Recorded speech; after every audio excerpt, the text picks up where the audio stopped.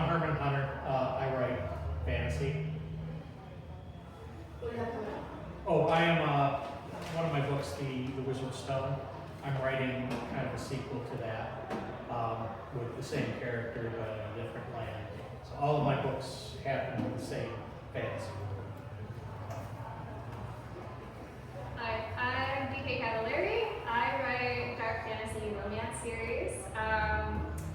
I like to write about very tortured characters that have basically like a journey to go on to kind of learn to relive again. I have 2 books in the series and a novella, and then my third book should be released hopefully October 28th. My name's Sara Mack, not my real name. I write romance in all different genres. So I have contemporary, I have paranormal, and I have young adult. And my next one that I want to, I'm attempting to try and write, like we were just talking about, is going to be a romantic comedy. I don't have one of those yet. So it's like I'm collecting romance genres like infinities. So, yeah. I'm Rachel. I am a multi-genre author, so I have a dark fantasy fiction series, as well as spicy standalone books, and Halloween short stories. So it's a little bit of everything. Right now, I'm working on a cozy romance Studio Ghibli inspired series. So low stakes, whimsical. Doesn't get your blood pressure spiked, because there's been a lot of that in the world as it is, so I'm going to write something nice and warm. I'm Michael Asselin. I write fantasy that's darker, a little bit of horror. I have 2 books currently published, and I'm also working on another one that's totally unrelated to the first 2. It's a young adult Monster Hunter's intern. I don't really know when it'll be out, but I'm still working on it, so we'll see when that actually happens. And I have some questions for the authors. I'll start with Herman. Lisa asked you. She likes I do want to talk about if you are a plotter or a pantser. I pants my book so hard. the backside. Yeah, those who don't know, there's 2 types of people that can plot out their books, and there's people who have to kind of just George R. R. Martin it all the way, where you just kind of start writing and you reach the end. I kind of say I'm both, like a pantser with plotter tendencies. I have milestones in my head that I have to reach, and then I just sort of work my way there, and I finally get to the end. And all of my books are done like that. It takes a little bit longer to do, but I kind of like that in the moment inspiration that you get, and how it just builds itself the more you work on it. So yeah, I pants so hard. Sounds great. Well, you can personally. BK, how do you create your mythical creatures and then decide what kind of powers they have? Because you have a lot of wild things happening. I draw a lot of inspiration from different mythologies and cultures around the world. And so I'll look for something that has like a vibe that I want out of a creature or even a character. And I do a lot of basically research through different mythologies to see if I can find something that kind of gives me an inspiration, and then I take it from there and try to put a more original twist on it. Like, how have you never seen a character like this before or a creature like this before? I have, in book 1, there's rare tree creatures, and they're just like these trees that like can talk essentially, but they move throughout the forest and you can bite people, and then the people that they bite turn into wolves, and the wolves end up protecting the forest. So I just try to draw inspiration from certain, myths and folklore, and then twist it. And then Rachel, I'm sorry, Sarah.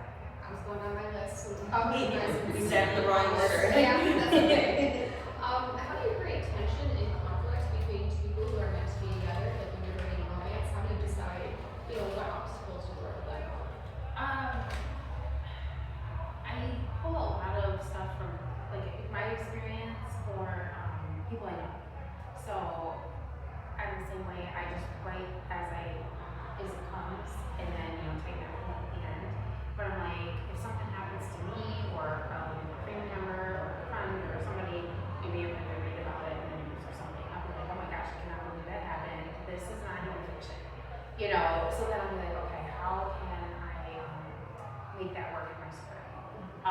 Or if it's something that's happened to somebody I know that it's a real thing and that other readers can probably relate to it. So, you know, if you're reading a story and you're like, oh my gosh, I've been through this, then a conflict of tension between those, you know, two characters or just they're more relatable.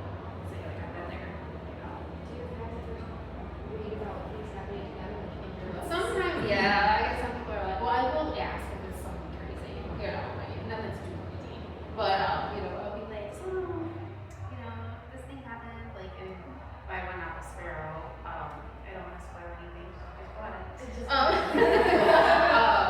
There was something that happens at the end with, like, the police, and, that, like, actually happened to a friend of mine. So I was like, I know this can happen, right, you know, so.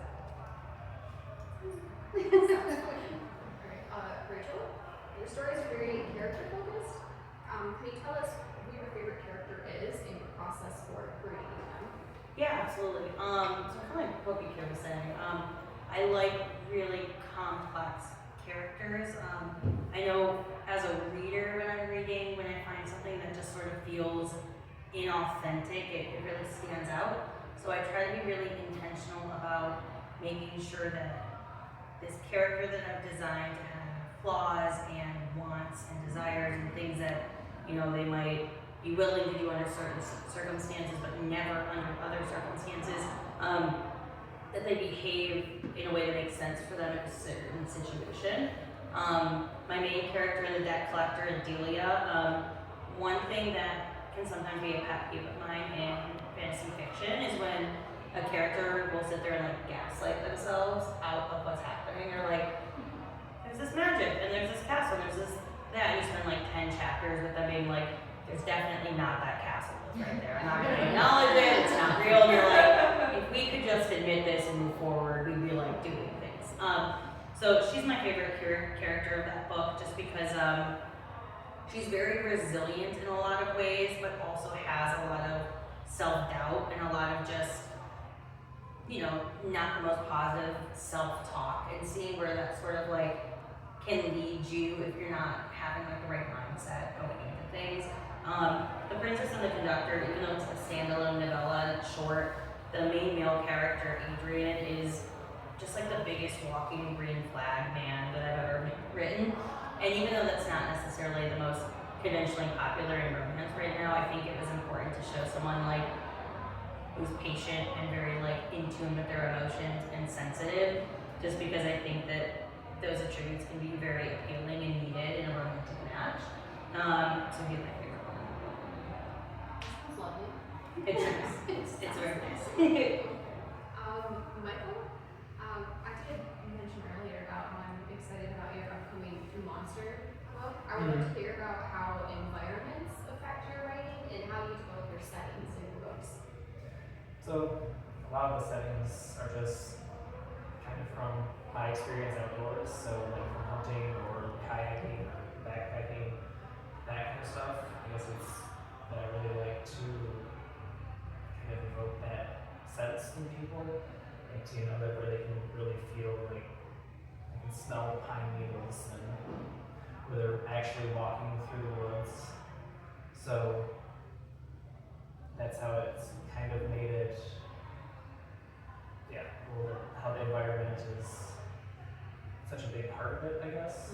And then with the Monster Hunter one, it's more real since it's actually going to be set in Michigan.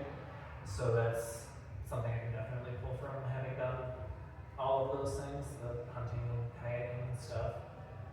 And it's, yeah, something I kind of wanted to do to actually make it, instead of it being imaginary like the rest of it, the other two books are, just making stuff up and doing that, where it's like you can actually see where everything is, and like, oh yeah, I recognize that place, and I recognize that, and then it's also like when you go out there too, you go to those places, then you know maybe you're looking over your shoulder for a monster or some kind of creature, because it's like, oh yeah, I remember that from that book. And, yeah, wasn't there something like that out here? Yeah, maybe we should go back to the car. Or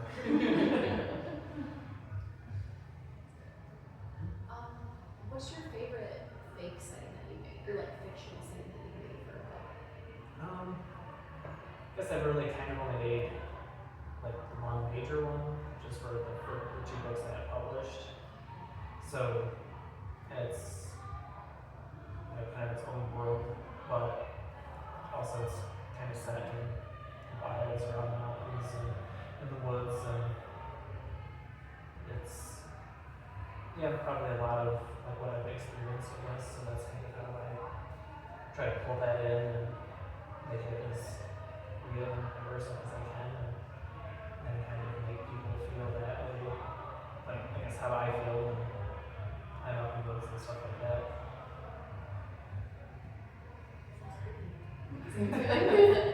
I love to hear any stories. Alright, so I would like to hear from all of the authors about what inspires you to write.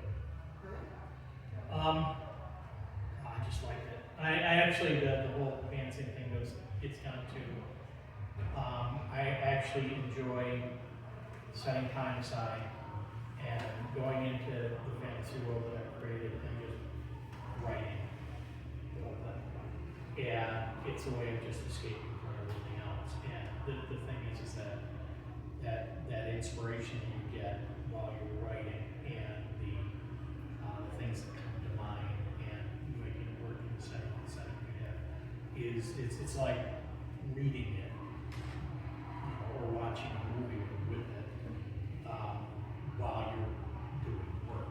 So I mean, that's part of the reason why I write.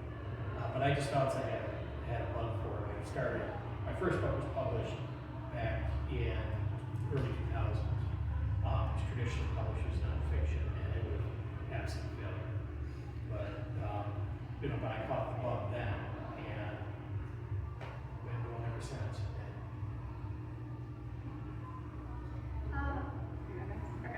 I get inspired by a few different things. One, music inspires me a lot to write, just getting like different emotions and feelings from songs that I'm listening to. But I also get very inspired by certain events that have happened in my life, especially book one was inspired after my third miscarriage. And so I used it essentially, started writing the series as like a grief outlet. So it really just kind of the story morphed from that. And then I shared it with my best friend because I was not going to share it with anybody else.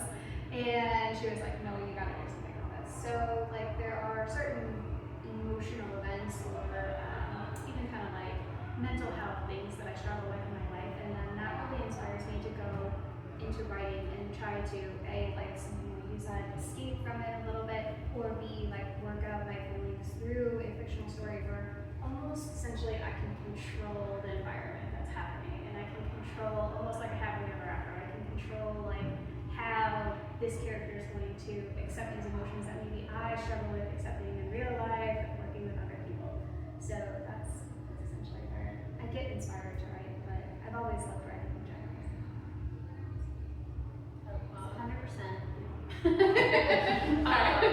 I'll just mention, like, for me, I've always been a reader. So I was the kid who got in trouble in social studies, reading Flowers in the Attic, behind my trapper keeper.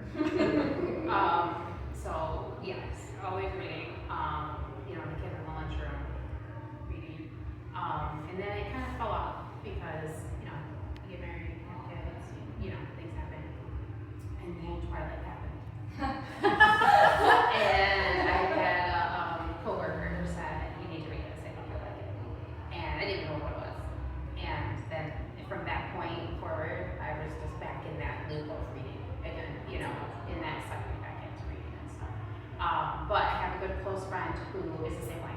And we got through the Twilight stuff, and we got through the Hunger Games stuff, we got through all these other things, and then 50 Shades came out. And we read it, and we were like, and she's like, if this can get published, we can do this. And I was like, you know what, let's try. And so it just kind of fell into, so she would write what she was writing was like an alien kind of story. And so she read a chapter, and then I read the first one, which turned into my Guardian series, and then we swapped. And then we would would just keep, because she lives out of state, so we would, we didn't really see each other, but we would communicate almost daily. Like, this is happening, and we switch back and forth chapters and things. And that in the beginning was really, really concerning. Like, we had the back and forth. And then it'd be like, okay, I've backed my corner, or my character to a corner, help. How do I get her out of this? And then she would do this, we would just do the same back and forth. So in the beginning, for me, that was huge, was having her.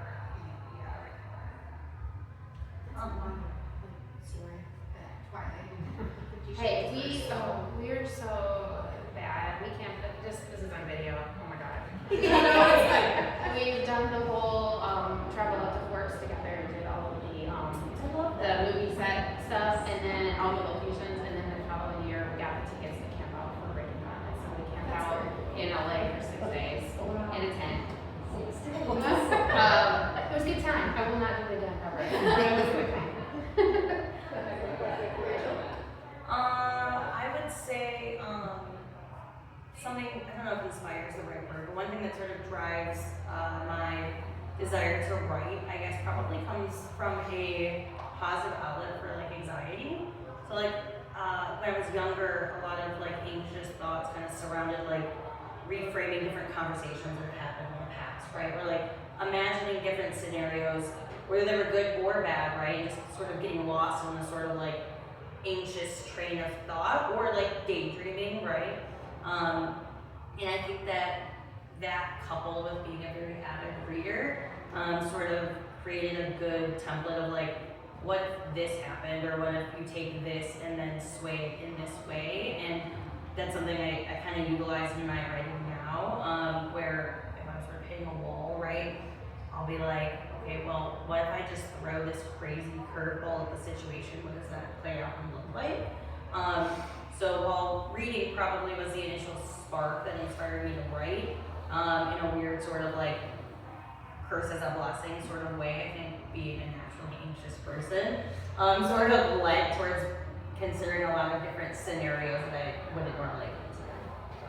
Anxiety as a tool. Yeah, exactly. Can write it off.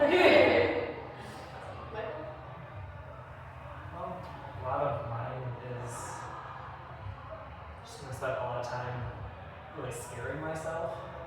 So I guess it's because I've always had a really active imagination. So just certain situations, a lot of situations would scare me. So it's almost kind of cathartic.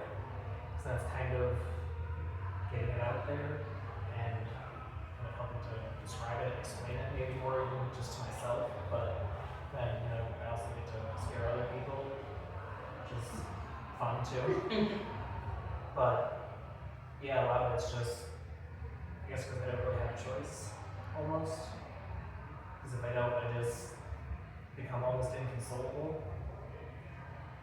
So just gotta keep writing and just keep putting away at it.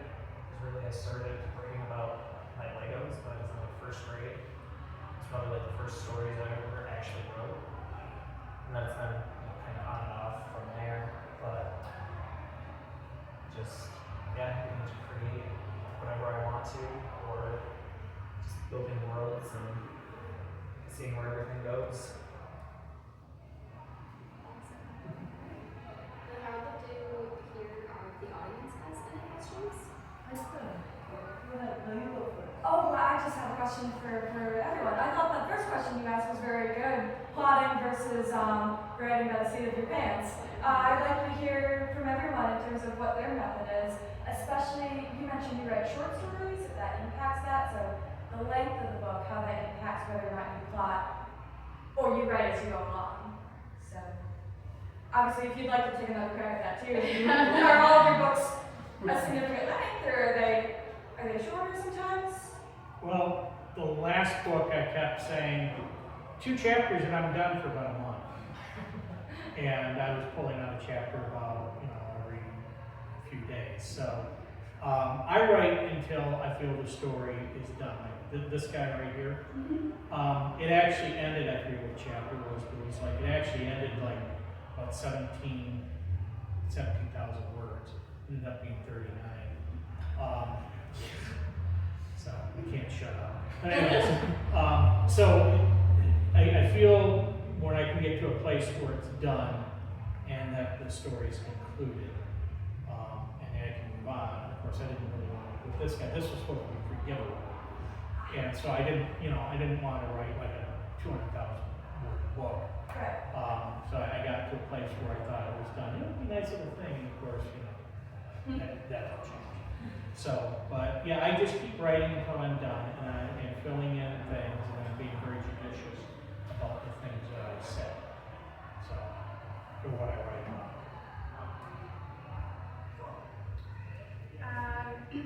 I am 100% a crazy pantser writer. I cannot plot. I don't like feeling constrained by a plot per se, and then my books are very character driven, so they take the show. Like, I'll have an idea that I want for them, and they just do whatever they want. It's like I got millions of voices in my head, and they're like, nope, we're not doing that. We're just gonna go with this. Sometimes, like in the creative process, like I'll just have to write like a side story for them to get them to just leave me alone because it's not where I want the story to go. Usually I have an idea of where I kind of want to end it. Book 2, I had no idea where that was going. But I know this is a series and I know how I want the series to kind of wrap up in. And so I use that as like my North Star, and then the characters very much drive it. As far as length, kind of like what you said, I just like I stop when I feel like the story is ready to stop. Although in different genres, usually there's a different like length in each novel. So usually like just a romance novel will be a little bit shorter, and then fantasy can go real intense and crazy. So like book 3 that's coming out October 28th, I think that's over 180,000 words, over 100 chapters. But it was a build-up of these books, so it was kind of like wrapping up some of the main characters in this book to move on to other characters that have been presented, and that's how the series will continue. So yeah, that's my answer for that. I'm gonna say, well, I said how I started. It was very informal, very like we're gonna try this thing. So I've always been cancer. It's just like that's just what came out of the brain, And then when I moved on from that series, because that series was supposed to be one book, and it was supposed to be not anything anybody would ever see, and it was supposed to be a totally different outcome. And then I got to the end of it, same thing, and my character's like, yeah, no, never. So it rolled into more. But I tried with the next book to be, I'm gonna outline this. I'm gonna get in here, I'm gonna outline it. Yeah, no. Sounds fun. Yeah, every time I tried to make it do what I thought I wanted it to do, it wouldn't do it. And it just came out awkward, and writing, it didn't flow with the rest of the stuff, and you could definitely tell, like, where there wasn't. Okay. So I just gave up that one. So I'd say you kind of hit the nail on the head with like the difference. So for me, like short stories or novellas, I feel more confident just pantsing. I can like go in, I know how it'll go. With full-length novels or like series, I tend to try to like on a very skeletal level have a plot. Otherwise I sit down and because I don't know where I'm going, I just stare at it. Also, like as soon as I write like a character description, it's gone, right? So like I'm on like book 3 and I'm like, I don't know what color this person's eyes were, I don't know are they tall, are they not, do they have a brother or a sister? So it gets a little crazy. Now I've usually preferred to pants. It's only been as of very recently that I have found that as much as I don't want to do it, that if I do put like a sort of plot, that I get through it quicker. Because then it's like, I know exactly the next 3 scenes I need to write, so there's less of that sort of like sitting down and the words aren't coming, because I kind of have a better direction. But it kind of just depends on the specific book. So. I'm definitely a pantser. Yeah, I've kind of tried to outline a little bit, but usually it just kind of, I don't think I end up not writing the way I outlined it anyway. Or as I'm writing, I kind of figure out new things, so then the way the outline was doesn't exactly work. So it's kind of, then I have to change it all anyway, so then the outline doesn't really mean anything. But, and then I do write a lot of stuff out just by hand first, and then I can kind of lose it too. So, or it gets, lost in a shuffle or whatever, so then it's like I go back and I might find it years later. They're like, oh yeah, that was a good part, I should have put it in my book, but it's too late now because the book's already published or whatever with that. So yeah, I definitely tried to outline, but it's, not really gone all that well, so. I'm not the only one with like 8 unfinished notebooks just gathered in different corners of my house. I think we have time for one more quick question. I'd like to know how you promote your books. Do you all promote on social media, or how do you do that? And they find your books, tell everyone. I promote poorly, so, social media, this stuff. With ads, or do you just put? I will do ads periodically, but they get expensive. They don't, unless you spend a lot of money, they don't really yield results. I've been doing mostly this, and this is what most of my books are. So in person kind of. Yeah, in person, and I actually kind of like this, so. I'm glad you like coming. I would say, like, as a writer, the writing is the easiest part, but marketing is the hardest part. So marketing for me, I am on TikTok, Instagram, Facebook, anywhere where I can get myself on an indie author website that has like, a portal where people can click to see. I have friends helping me get into bookstores. I do events like this. So do you have to have a website then? Website is always good to have, Yeah. for sure, just to direct people to. So the website, I also have my own like storefront, so people can buy like their own signed paperback copies, especially if they don't want to go through like Amazon or something like that.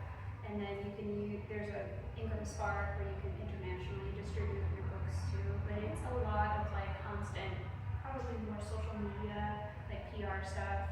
There are companies that will help you with that too. That you So can- Instagram.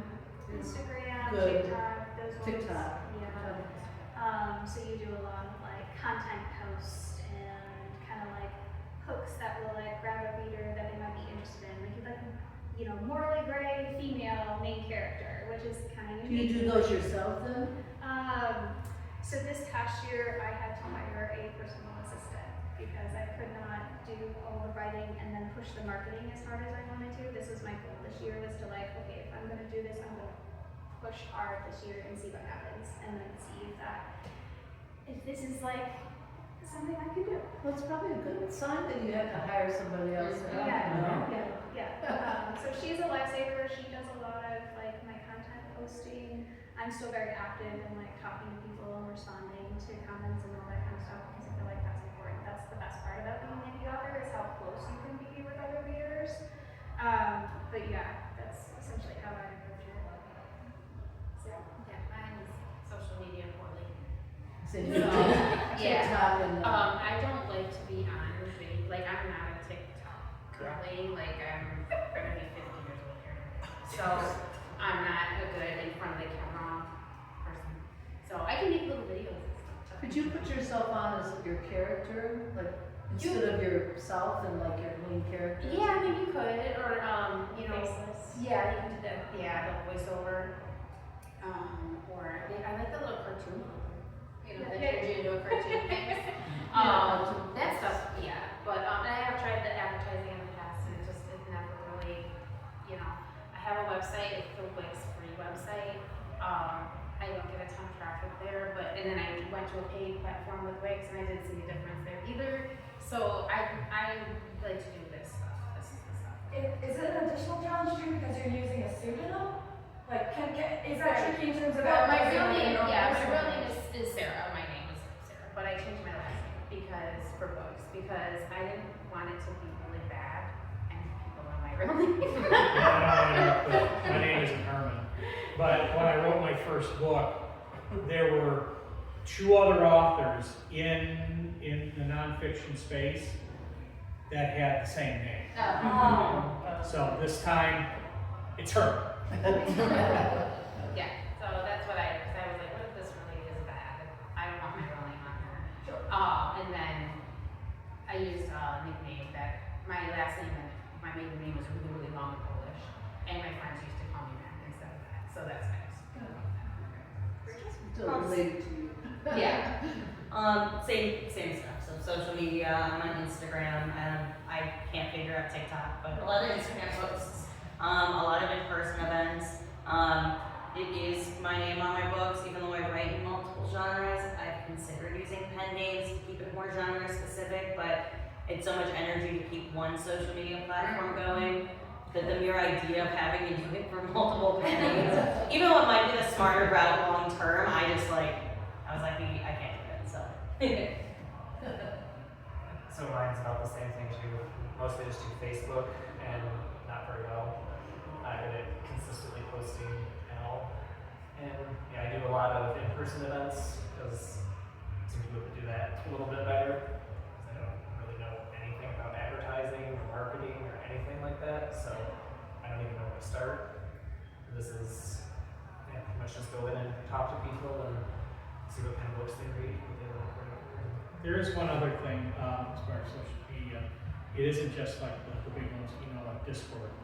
It's actually where I got a lot of my audience who's going to various Discord channels and various subgroups. Might be better to be in a smaller venue. I would prefer to be much larger, Yeah. where they all love me and they want to buy me.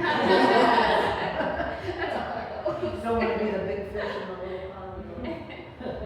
So I wanted to just ask you about horror because when you were young, did you like to go to horror movies or you were afraid of them? I was like, I don't know, always kind of interested, but they always scared me too much. Yeah. So it was like, yeah, again, I can only kind of imagine my own things worse than that, or just kind of. So you took it further than you were Yeah. horror movie. Interesting. It's kind of like facing when you go on a roller coaster or something, you face your fear, it's good to do that once in a while. Thank you. Awesome. Well, I think that concludes our panel. Thank you so much for